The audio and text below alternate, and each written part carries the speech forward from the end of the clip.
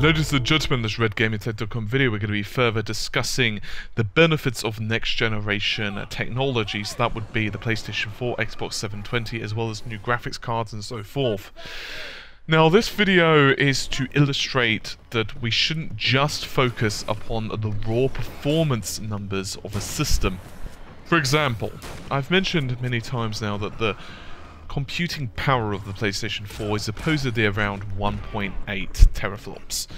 So that's pretty high. It's certainly not as high as, say, the latest GPUs on the PC, which are reaching astronomical heights of, performance.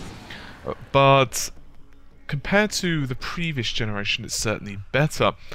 But some people have been asking, what does this power buy us?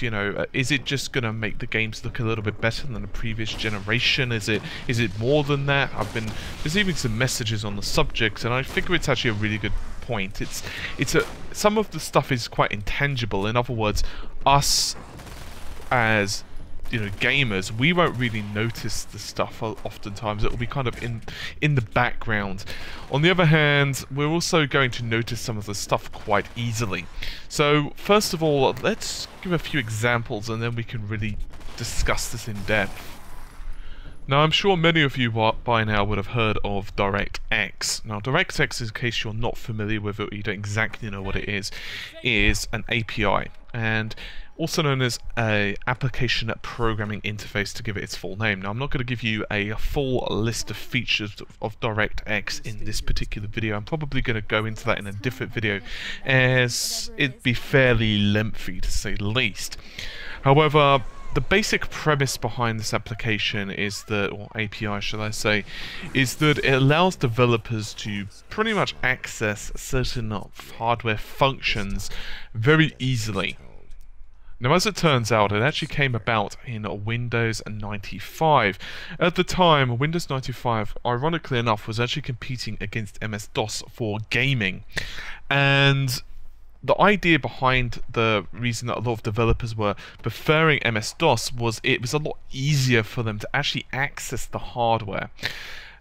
Windows basically protected certain aspects of the hardware, in other words, the actual devices and the memory, with a protected memory module, and that basically restricted access to a lot of the workings of the standard driver models. Therefore, they couldn't directly program. Now, this was a pain in the butt for gamers or games developers, because that means they simply put couldn't get the most out of the hardware easily. And Microsoft realized that, this isn't going to work for us. We actually need to do better than this, because consequently no one's going to actually focus on this operating system. So a little bit later on, they decided to start to create the DirectX. Anyway, there's been numerous revisions of DirectX, and each DirectX revision has improved the functionality, and now it's become very much the industry standard.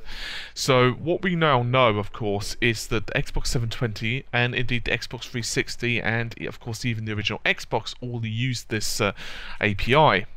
And from the looks of it, and somewhat ironically, Sony themselves are going to be using it for the PlayStation 4, and this would be DX11. At least we're assuming that the Xbox 720 is going to be using a DX11. If it will be using the same Southern Island GPU, then it will indeed, of course, be using a DX11. Regardless, with this DirectX 11 there comes a numerous amounts of benefits over the previous generations. Now, I'm certainly not going to mention all of them, and by the same token, I'm not just going to focus on DirectX improvements in this video. We're also going to talk about a number of other benefits as well. I'm certainly not going to be able to list all of the benefits of newer hardware, because I'll be here for quite a while and I think it would kind of get boring, but I certainly want to hit some of the highlights just to illustrate to you guys the differences.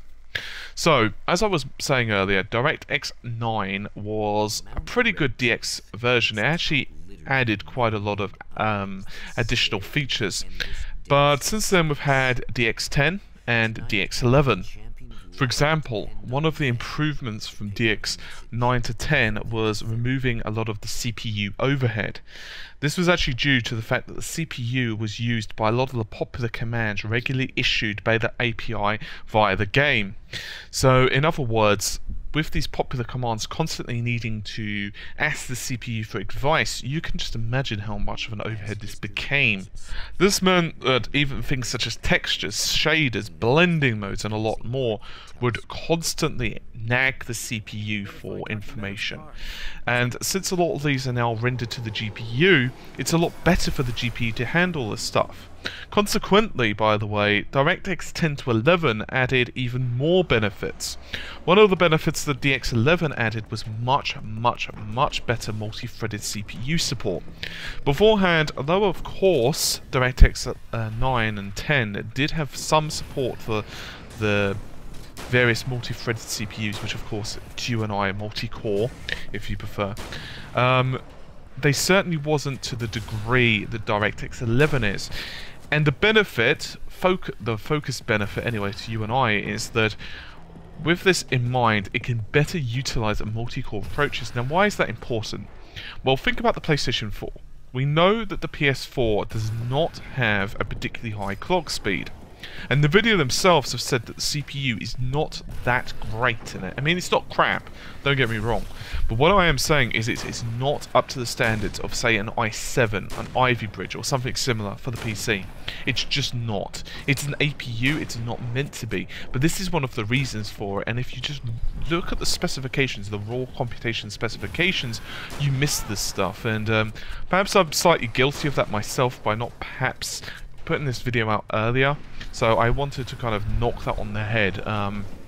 Now, the bottom line is the CPU of the PS4 is highly multi-threaded. We know it has 8 cores, and we know those cores are separated into 2 clusters. So it's basically a 4x2 approach, obviously giving you the 8 total.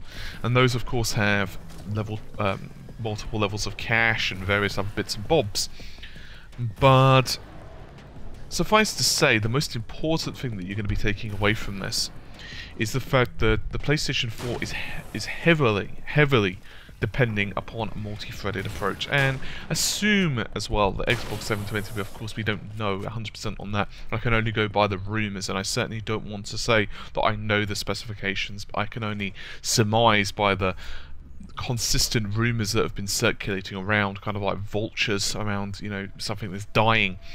In this case, something that's about to emerge, but still, you get the idea. And so because of this, much better support for multi-threading means that the PlayStation 4 CPU can not only better give commands to the GPU, they are an APU technically, but still, some crossing over is still required. In other words, the CPU still needs to tell the GCN cores, hey, you know what, you need to do this, and the GCN cores, the parallel processors, need to in turn say to the CPU, you know what, that's taken care of, what else? Now obviously I'm simplifying this, but you get the idea for the sake of brevity. So the basic premise is, with DirectX 11 being a lot better optimized for multi-threading, you can automatically see how much of an improvement that makes. It means that there will a lot less waiting around for a command to be issued. In other words, the GPU can be busy a lot more often. And this, of course, can actually mean quite significant improvements in performance.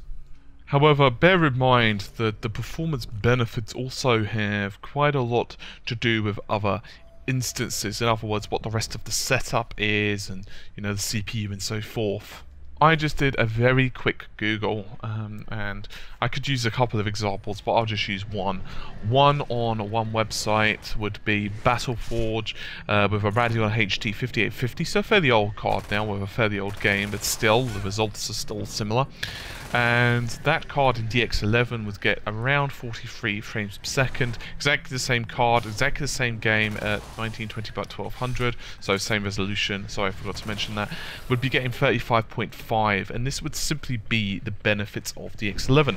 However, some of those benefits are knocked on the head when you actually look at some of the other cool stuff that DX11 can do. Now, I'm sure some of you may remember the fiasco, and if you're a regular viewer, you probably remember some of my ranting of the various delays that were afforded Batman Arkham City for the PC. Now, there were a number of reasons it was delayed. One, I think, just to annoy people. No, I'm just kidding. One, to implement or DX11 features. We'll get into that in a moment, as one would be hardware physics from NVIDIA.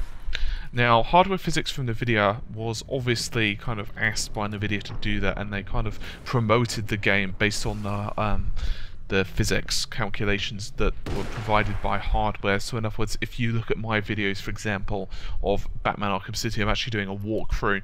If you guys are not actually used to seeing hardware physics, in other words, if you've got an AMD card, then you'll notice a difference in certain areas. I'll probably do a video just to illustrate the differences, actually.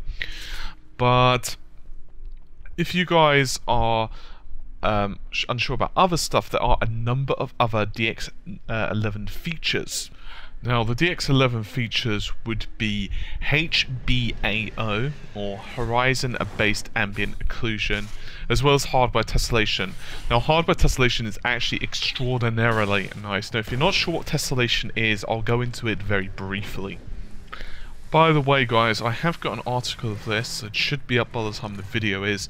I'd highly encourage you to read the article, if only for the fact that I'm going to actually have some images and illustrations in there, as well as some other bits and pieces that I'm not really able to do into the video. It's just too much work to really sync my voice to every kind of image and everything else, so you'll notice a lot more examples in the article, so I'd encourage you to read it. I try to do articles on all of the major tech videos that I do, and they do usually cover some stuff I haven't managed to squeeze in via voice, because obviously words quickly fill up time. Anyway, tessellation is basically the principle of what is effectively cutting and breaking down a polygon into smaller sections. In other words, one example I'll use, and I've used in the article as well, is imagine in your mind that you've just created a square. Okay, it doesn't matter the size of the square, it can be 100 feet, it could be 1 inch, it doesn't matter. So take that square, and then from either corner to corner, draw a line in your mind, and you can imagine that now you've created a triangle. You've basically performed tessellation. The idea behind this is simple. Polygons can be ugly. In other words, you sometimes can't ever get them into the right shapes. A great example of this would be the Sega Saturn and the way it handled polygons, but we'll go into that in a different video actually, because I'll go on kind of a rant. This combined with displacement mapping means that objects can look a hell of a lot better. In other words, displacement mapping is a texture. Now, I'm sure you guys know what a texture is. A texture is effectively an image, be it a wall covering, it can be anything, skin, whatever. Basically, pixel data that is mapped over the wire meshing, the polygon, if you want. I'm very simplifying this, by the way, before any graphics artist yells at me. I know I'm not getting 100% right, but I'll be here for a while otherwise. Anyway, you basically, all bump mapping is, or displacement mapping, I'm sorry, is an image, or in this case a texture, that actually knows its height depths. So in other words, it can better convey that data onto the mesh. This means that you'll actually get much more realistic looking models. Now, if you want a couple of games that do actually support this, obviously Batman does, and you can notice this not only on clothing and the characters themselves, by the way, but also on other things. So for example, the walls, or guns and various other bits and bobs. Anyway, other titles like Metro and other titles do support this as well, and it's a very cool functionality and does look a hell of a lot better. This was not available on DX9, at least to this degree. Now, tessellation as well as displacement mapping aren't new. In other words, they're not like they've just been created, but the amalgamation, the way they combine themselves and the power that they have is certainly new to DX11. Now, there are a number of let me start again with English. There are a number of other benefits as well. Anti-aliasing, I know you guys are probably familiar with that. If you guys have ever seen a game without aliasing, you'll know what I mean. It's basically, an aliasing is basically jaggers. If you guys ever see a chain link fence, is one of the classic examples of gaming, and you notice that it has almost stepping on the lines, especially when you're looking at certain angles. That's basically aliasing. And anti-aliasing, all it does is pretty much smooth it out. Now, when it was first created way back in the day of, like, I think it was Voodoo 4 or something, or Voodoo 4 and 5, that really kind of really started to hit home with it, as well as the early GeForce cards like GeForce 1.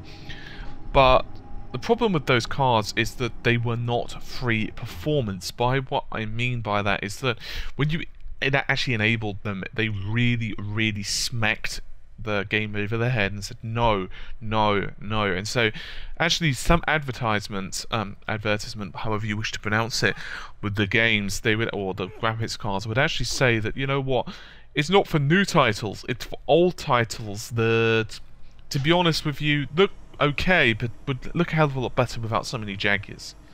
And indeed, quite a few people, especially games that didn't support very high resolution modes or very high resolution textures and so on, because games like, for example, back then, Quake 3 and so forth, couldn't handle, the graphics cards couldn't handle them with high levels of AA and AF, or in some cases even any levels of AA, AF, they simply would relegate them to older titles. So there's that improvement as well. Indeed, with the way these graphics cards, as well as the integration with the new APIs, certain modes, certain aliasing modes, or anti-aliasing modes, shall I say, are actually effectively free. I'll just use one quick example on a latest graphics card, along with one of the latest games, Crysis 3. Now, there are multiple modes available on Crysis 3, anti-aliasing modes, but some are pretty much free.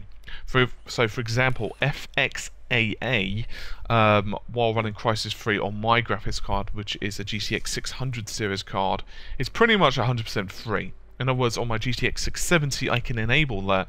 Whether I overclock the card, and by the way, when you overclock the GTX 670, it's actually faster than the GTX 680 by quite the margin. If you overclock a card, or sorry guys, frog in my throat. Anyway, if you overclock that card or not, you'll notice a rather impressive performance difference, as in basically zero, between enabling FXAA or not enabling FXAA. So in other words, you might as well turn it on. And indeed the same could be said for SMAA as well. Some levels of anti-aliasing, some of the better looking ones, especially if you start going to the higher levels, will start to negatively impact performance. But anisotropic filtering is another one. Generally speaking, unless you're really hurting for either memory bandwidth or RAM on the card, it's pretty much free now. Now obviously this is not always the case, but when I say pretty much free, I'm talking, you know, within 1 to 2 frames per second difference, I consider pretty much free. In other words, you might as well turn it on. So that's just a few examples. Now I've used a couple there that basically aren't really noticeable to us. In other words, for example, we won't really know what version of anti-aliasing they've gone with. We could probably figure it out. In fact, there are ways to figure it out, but I'm not gonna, you know, go into that in this video. But most people aren't gonna notice, and most people aren't gonna care. And multi-threading support, for example, for the GPU, once again, you're not gonna notice that or probably even care. There are also a number of other benefits, such as much better texture compression. Now, texture compression is very important because when you start compressing textures, you not only save memory bandwidth, but you actually save memory. Now, DX9 and other previous versions did actually offer certain levels of compression.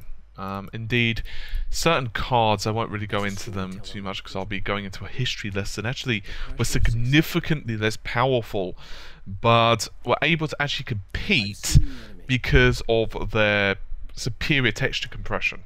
This will especially hit home on titles that have HDR, so that would be high dynamic range lighting and so forth. It will basically reduce the performance impact that you can imagine, as well as various other bits and bobs. Now there are other benefits as well, such as improved shader models. And these once again add a ridiculous amount of features, much better texture limits as well, for example 16K texture support. So all of this stuff, previously by the way it was 4K, now it's 16K. So a lot of this stuff is, some of it will be tangible to us, in other words we will notice better looking games, but others won't. Now I've had a couple of people message me somewhat slightly different messages and said, you know, what about games Now, I mean, will we see a massive difference? You know, some people have said, well, I've been looking at Killzone and I've looked at your comparison of Crysis, and, you know, there's arguments of which one looked better, Crysis or Killzone, okay? And it's very easy to say that, look, that's it, you know, Crysis 3 is the same level. Okay, let's just call them the same level. Regardless of your aesthetic taste, let's just call them the same level. The fact that there's actually a fairly close argument, at least last time I read the comments, they're kind of erupted since. When I last looked at the comments, they seemed about even. In other words, which one? But honestly speaking, the fact that they're fairly even, let's just call the graphics roughly the same. You've got to remember that, first of all, the fact that it's actually looking as good as Crysis is pretty damn impressive, because Crysis 3 I'm running it on my PC on a GTX 670, which is overclocked, all the settings maxed out with high levels of AA and AF and everything else, and it runs absolutely flawlessly, by the way. But if you compare that, if you mosey on over to the search bar after you've watched this video, and you go ahead and Google Crysis 3 comparison, graphics comparison, if you've not already done so on this channel, you'll notice that I've already created a comparison versus Xbox 360, I believe. I think that's what Martin was using. Oops, just give someone's name away. Sorry. And my version of PC. Now, you'll notice a massive discrepancy on how the two titles looked, quite honestly. But quite truthfully speaking, the PS4 has only really just started to be tapped. First of all, the title's not even out yet.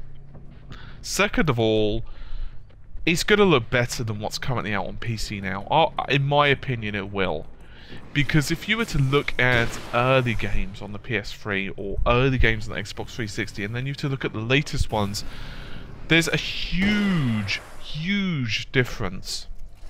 To be honest, I never expected titles like, say, God of War or The Last of Us or, oh, I don't know, something like Uncharted 3 to look as good on the PlayStation 3. And the same as, say, I don't know, Gears of War Judgment. I've been watching Murasaki's playthrough, which is absolutely hilarious, by the way. It's on our channel. Honestly speaking, he's my friend in real life, but I've got to say, some of the lines he came up with are pretty much hilarious. I do encourage you to watch a couple of parts. I'm honestly not, what's the word? I'm honestly not kind of dropping a hint or a product placement or anything like that. It is genuinely funny. In fact, I don't usually watch other people's Let's Plays on our channel because, you know, they're my friends, and so it's just kind of weird for me to watch it, but I really do intend to watch all of his because it's really hilarious. That's just a secret. No doubt I've just pissed off like 3 of my friends now, but still. Anyway, what was I saying? Ah, yes. I never expected those games to look as good as they did. But the reason they did, or do, should I say, look as good as they are, is simply because, well, by this point, the programmers know what they are doing with the system. So, the point being that the games are only going to look better, at least for a substantial amount of time. I mean, obviously in, say, 4 years' time, PC games are definitely going to look better than the PlayStation 4. That's just a given, we know that. But PS4 is certainly going to look better than PC games are now. It's going to happen for a while, because another thing you've got to remember as a PC owner, before you start getting upset, or anyone gets upset with me, you've got to remember that first of all, consoles are holding back, well, console owners, because these specifications are old. Secondly, consoles are holding back PCs because developers, if they're making a multi-format title, there are some instances where this isn't the case, but even Crysis and, say, oh, let's go with Bioshock Infinite, that's a really great example, as it was heavily optimized for PC, but still, they couldn't do certain areas that weren't available for, say, the PC, sorry, but exclusive for the PC version, because console gamers, you know, they'd be upset, and rightfully so. I mean, if you just paid $40, but you just found out that your friend who's got a PC just has access to this level, and it's, you know, shining, there's lasers firing everywhere, you'd be pretty upset. And, you know, that's fair enough. But consequently, this is also meaning that developments hold back on both systems. So there's also that to take into account. Now obviously, by the time 3 or 4 years pass, there's a very good chance that we'll be seeing a DX12. I'm not sure when DX12, to be honest, is going to be released. There are rumours that it was going to be released by the end of this year. But it also seems that that's also not the case, because if you were to go ahead and look at the current graphics cards, or should I say the manufacturers, they are not looking like they're going to release a new architecture this year. If they are, it's going to be late, and it seems to be just revisions of this current hardware. Rumours are it's just, what's the best way of describing it? Almost like an improvement. It's not an entire new architecture, so whether they've managed to squeeze DX12 onto that, it's doubtful. I'm not saying they've not, but I'm saying it's doubtful. We'll probably have to wait for next year minimum for DX12. Okay, so I've waxed lyrically now about DirectX, I've talked about anti-aliasing, I've talked about bump mapping, I've talked about you know, what tessellation is, I've talked about all the stuff. What else? You know, is there anything else other than, for example, improved CPU support, or multi-threaded CPU support, shall I say? There are a number of other benefits. First of all, the fact is using the APU is a huge benefit in and of itself. It means that we're going to have much better efficiency. Now, efficiency is what I really want to talk about before I close this video off. There was a time when developers were just focused on pure raw power. Okay, so that would be clock speed, that would be the amount of RAM, and so on. In other words, just how much power they can pump through. However, that's not necessarily the best way to go, because there's no point in you absolutely struggling to render a scene on a certain piece of hardware, or constantly push that hardware to new heights, if, quite simply put, you're wasting like 50% of the power. Oh, okay, I may be exaggerating some, but think of it this way. I've used clipping several times over, but I'll keep using it. Clipping is one of those examples where if you're not needing to render a certain object all of the way, what's the point in that object being completely rendered? You're wasting memory bandwidth, you're wasting RAM, you're wasting computational time to actually, well, render the damn thing. Everything, it's just being thrown away. It's not even on the screen. If it's not visible, it doesn't matter. So clip it, remove it from the equation. It's just more efficient. And there are other examples as well. In the age of, well, now CPUs are becoming a lot more efficient in how they process the data. The actual way that consoles are made now, and of course PCs and everything else in general, is becoming a lot more efficient. APU is based upon efficiency. The idea with the APU in this case is that data is hefted around on the buses the least amount possible. So in other words, in this case, the GCN cores only have to go through, well, the controller on the actual APU to talk to the CPU, rather than having to worry about the North Bridge or massive amounts of PCIe congestion and everything else. It just can become messy. Now on PCs, it's not too much of a big deal. Why? Because on PCs, you've got an absolute ridiculous amount of local video RAM. It can still become an issue, but honestly speaking, most games don't really need the massive amounts of bandwidth that PCI, say, E2 has, let alone PCI 3. There's very little difference. In other words, if you were to perform a comparison test, you would actually have to be using very heavily overclocked GPUs to see a difference between, say, PCIe 2 and 3. Okay? I'm not saying there's no difference, I'm saying there's very little. So you can imagine that, you know, just simply because of the amount of RAM on those GPUs is not very heavily needing to kind of access other areas, other than the CPU telling it what to do. But because obviously the APIs are becoming more efficient anyway, it's a lot more of it's being rendered on GPU. Now, with consoles, however, the good news is the APU means that a lot of the bandwidth constraints and everything else is going to be heavily localized. Now, I'm not saying that this means that the figures of the PlayStation 4, you know, the 1.79 T-flops, or the amount of memory bandwidth and so on, is irrelevant. No. You still need some consistent data between, say, the Xbox 360 and the PlayStation 4, just for example. But I am saying that you can't just make a like-for-like comparison. It's very tempting to do that.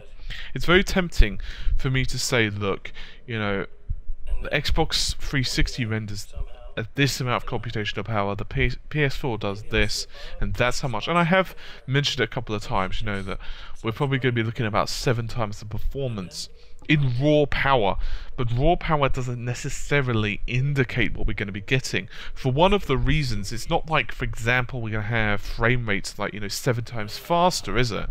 No, of course not. It's a silly example.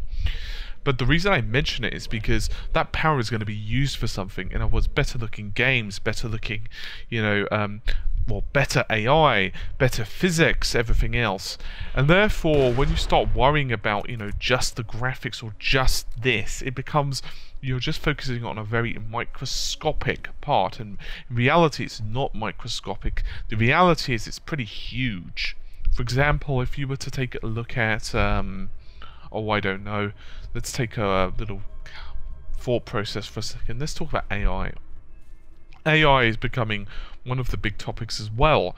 Not because AI at the moment sucks, it's just that AI at the moment is still very infantile. In fact, I have a few friends who actually program artificial intelligence, and they are quite confident when they say that they believe that, you know, AI, the amount of power we have now is nowhere near even, well, I'm talking about the average CPUs and so on, it's nowhere near even to the point of being able to slightly create a facsimile of, you know, human interaction, to the point of, you know, actually being able to really do well. However, we are getting closer. It's not to say that we're going to be there tomorrow. You know, you don't have to worry about Shodan showing up, or, you know, Skynet, or whatever your doomsday prophecy of choice is. But the reality is, to really make realistic characters, and in my opinion, AI in this case is nowhere near even being self-sustaining or self-sufficient, or actually knowing that they exist. Okay, we're not talking about that level of AI. I'm talking about the level of AI that, you know, if you shoot at someone, they realistically take cover, or if, you know, you have a teammate that they realistically know what they are doing. In other words, that they are effective, and we're still quite away from that. We are getting better, such as, for example, Elizabeth in Bioshock Infinite. She was well programmed, and that's actually one of the reasons the game took so bloody long to be developed. But we're certainly not to that level yet. So that's another instance of where this power is going to go. Physics as well. I've used this example dozens of times now, but physics is definitely another one of those things that we're going to really want to see hit home. Anyway, hopefully you guys have taken some stuff away from this. I will be hopefully having the article up at the same time as this video. So, as I said, check that as well, because I will be putting some thoughts into that as also. Hopefully you've enjoyed the video. It's been a bit of a lengthy one, but there's still tons of stuff I wanted to say, but, you know, I'll turn this into like an hour-long thing, and I don't want to do that. So anyway, hopefully you've enjoyed it. Take care, and bye for now.